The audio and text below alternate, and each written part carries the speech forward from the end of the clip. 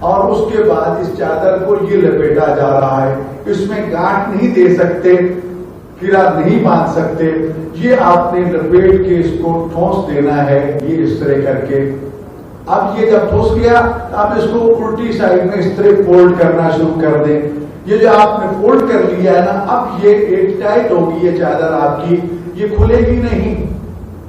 بے شک رش ہے، بھیڑ ہے، دھکم پیل ہے، نہ کسی بیلٹ کی ضرورت ہے نہ کسی اور چیز کی ضرورت ہے. اگر آپ اس کو صحیح طریقے سے باندھ لیتے ہیں تو یہ بالکل محفوظ ہو جائے گی. دونوں سرے برابر کر کے پھر اس کو لپیٹنا ہے، گانٹھ نہیں دینا. جس طرح ہم پنجاب میں دھوتی باندھتے ہیں ویسے نہیں باندھنی، چادر باندھتے ہیں ویسے نہیں باندھنی، گرا باندھتے نہیں، بلکہ بالکل لپیٹنی ہے اور اس میں گرا نہیں ہونی چاہیے.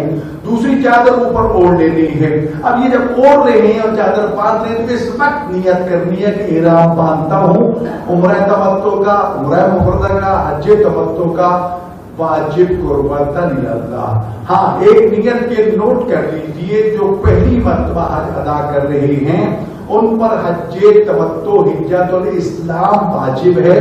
لہذا وہ نیت کرتے وقت اس لفظ کو بھی زبان پہ لائیں تو بہت بہتر ہے. نیت اصل میں ارادے کا نام ہے، دل میں اس چیز کو حاضر کرنے کا نام ہے کہ میں اس وقت کیا کر رہا ہوں.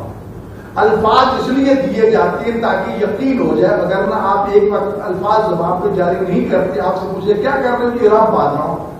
جی تو وہ کہ آپ متوجہ ہیں.